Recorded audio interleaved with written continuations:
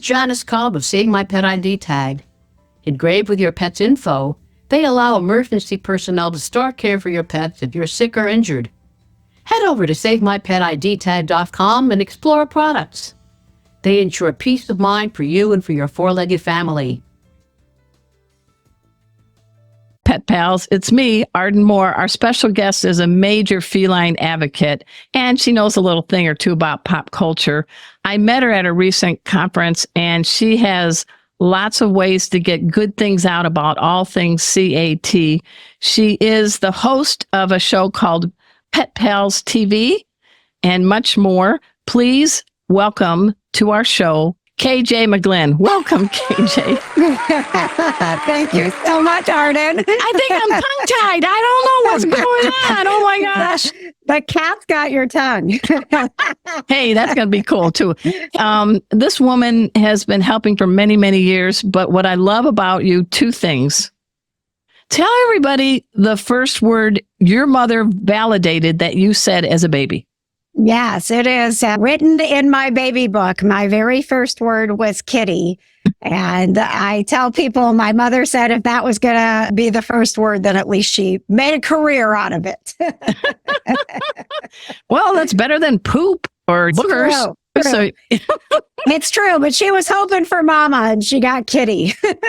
well, the other thing which makes me curious as well, a cat, is that you say that you're very passionate about cats and you're in the radio and TV biz, but you don't describe yourself as a cat expert.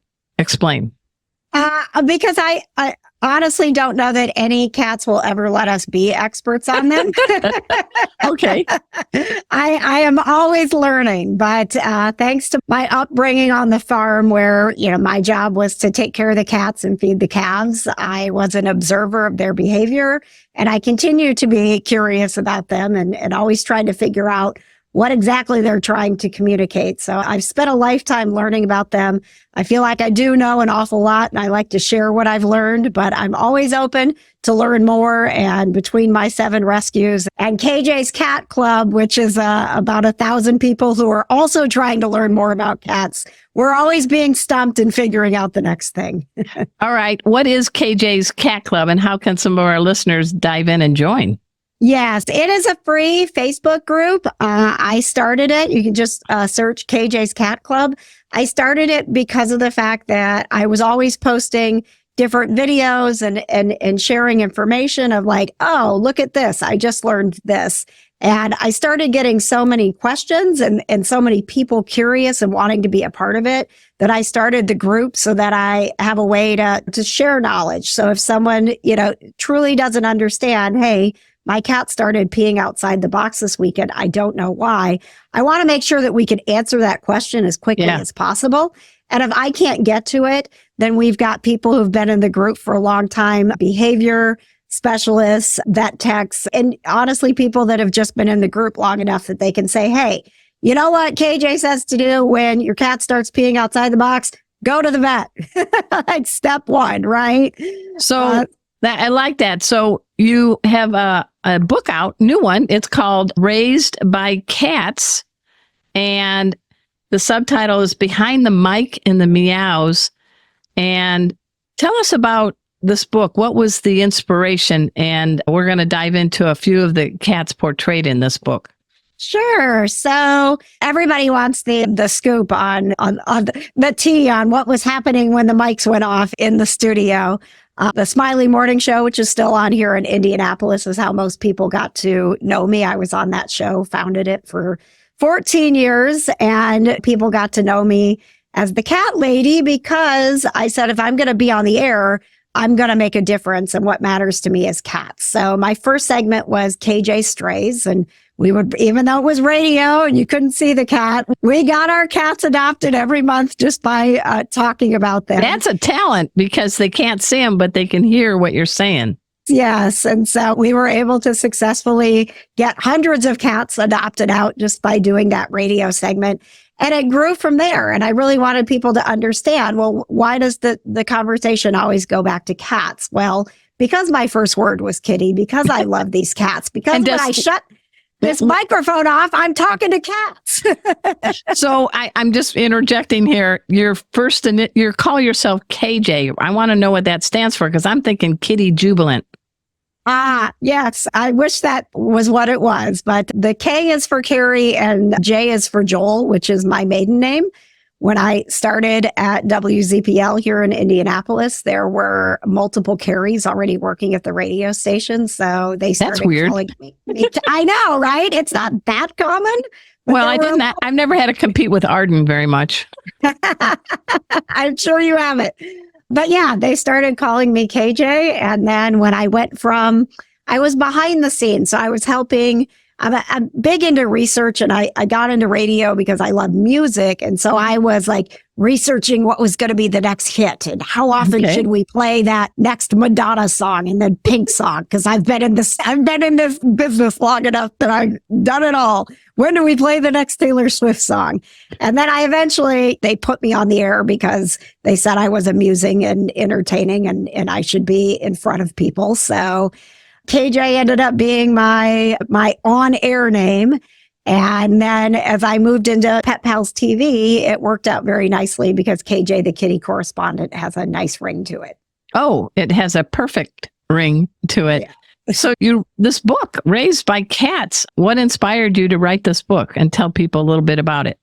I wanted people to be able to learn. I talk in the book about my two earliest cats. Puffy, who was a 3-legged Siamese, got her leg caught in a trap on the farm and became my first indoor cat because the vet looked at my mom and I was 5 years old and he said, well, we have two options here and one is to save her and we can amputate the leg. And little me was like, and wait a minute. So which leg was it? It was front right. Okay. Front right. And Puffy did okay after that. She did great. She moved inside. She retired from the farm life. And that was, honestly, my parents had said, no cat's ever going to live in the house. And Puffy weaseled her way in with her 3 legs and figured out how to open doors on her own and never had any issue. She was with me until I was in 8th grade. She had a good life. And after I lost her, maybe a few months after, a little abandoned kitten in our garage. She was the last of a litter and the only one alive. And I said, Mom, Dad said I could have this cat. And I said, Dad, Mom said I could have this cat. And it took him about 2 months. Negotiations. Yeah. Is this Reggie? And that was Reggie. Yes. And so I talk about Reggie in my book as my practice cat. And I'm very honest. I didn't know what I was doing. I didn't know how many litter boxes he needed. I didn't know. Did you have 17? I had just had the one in the little tiny apartment, but I think when I really started learning things was later in life. And I give him credit for teaching me how to let go because I didn't want to. I never had to do that as a grown adult, was to make that decision that his days were no longer good. And me choosing to make him have more days was selfish. And so I joke that he was my practice cat, but truthfully, he taught me, and we talk a lot in KJ's Cat Club about our cats don't care how many days they get. We do. And our job is to give them good days, not ask them to give us more days. And that is a very difficult thing to do, right? That is very well stated. Hey, everyone, we're speaking with KJ McGlinn. She's a force for cats. I met her at the big expo in Cleveland. We're going to talk more about that, but we got to take a quick break. You all know the drill. Sit, purr. We'll be right back. Pet Greens just donated a large amount of catnip and cat grass to Beagle Freedom Project, who recently just converted an animal testing lab into an animal sanctuary called Freedom Fields. Giving cats in a rescue access to cat grass and catnip can really help with their mood or acclimating if they came from outside to inside.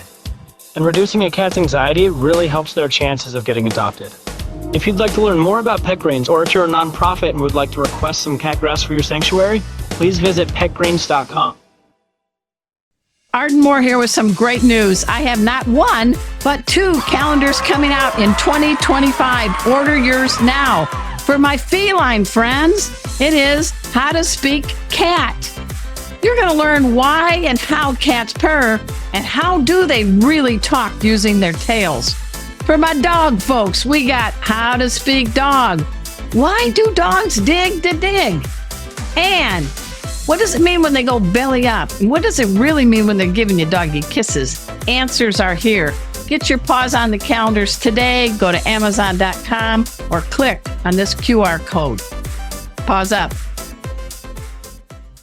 Welcome back to the Four-Legged Life Show. I'm your host, Arden Moore. Our special guest today is KJ McGlinn. She wears many collars in the world. She was the host of co-host on the Smiley Morning Show in Indianapolis. She had a show called KJ Strays, KJ Today Show. Getting a theme here. We also have her. She was with Pet Pals TV. She does a lot, and she's got some big news to talk about what's coming up in 2025. But here I am in Cleveland, Ohio recently with my cat, an orange tabby named Casey, full name, Pet Safety Cat Casey. He helps me teach pet first aid with my dog Kona, but it was a cat show called Cats Only. And he's also a certified therapy cat. So here we are pushing him in a stroller with 18,000 people. And I'm teaching a cat-only first aid class. And this gal pops in before my class. Take it from there, KJ. Well, I went searching for you because I heard that you were there. I heard that you had this amazing cat who was helping teach CPR. And at my heart, I am a storyteller who loves cats. So I was like, I gotta go find this woman and this cat who is teaching CPR. That is a story I want to tell. He purrs when we do chest compressions, just so you know. So I appreciated you kind of letting me barge in as you were getting ready for your next class, just to take that moment to say, hey, I've got this thing, and that thing is my new TV show. So I'm still the kitty correspondent for Pet Pals TV. It goes out to 41 million homes across the country every week. It is a wonderful wow. Yes. That half-hour show, I get 4 minutes to talk about cats, and I need more than that. So coming in 2025 is a new TV show called The Cat Conversation. I like it. Yes, and we are going to be changing the way people think and talk about cats so that we can keep more cats in homes and help people understand them better. So where can people view it? Give us the skinny. Yes, so we are working out some details yet on all of the places it will be. It's going to launch here in Indianapolis, which you can watch it on wishtv.com. Even if you're not in Indy, you'll be able to watch it on Wish TV. And it will be on my YouTube channel, which is KJ Today. Which I just subscribed to. Thank you. So that is my hub for the positive vibes of pop culture, people to know, and pets. Since I'm an entertainment reporter as well, I have my celebrities on there. I always talk to them about cats. But the Cat Conversation is a podcast right now that you can subscribe to, and it'll be turned into a TV show coming in 2025. All right. You had me at celebrities. Give us a couple examples of some guests that you've had that really respect and understand the power of the purr. Yes. William Shatner's been on my show multiple times. Nice. Huge animal lover. Horses are his thing, but we have had these conversations about cats, and he has so much respect for them. Dr. Oakley, if you're the Yukon vet, she is actually another person who's originally from Indiana. So we've got quite a group of people Hoosiers. Hoosiers that love pets. I just finished last week talking with Tom Welling, who is best known for Smallville. Superman. Yeah. Superman. What was neat about talking with him is that his experience with cats, because his wife is a huge animal lover, horses and dogs. They got cats on which I love to talk about, they got barn cats, right? So he was learning about respecting cats who actually want to live outside. And I work with Indie Neighborhood Cats here in educating people about that difference, and that we don't want to take cats who are perfectly happy being outside and serving an important purpose in our neighborhoods and stick them in shelters. Not every cat needs to be saved. Sometimes they just need a little care and a little respect for the fact that they want to be an outdoor cat. Yeah, trap, neuter, release, and vaccinate. and let them get Yes. those mice out of the barn.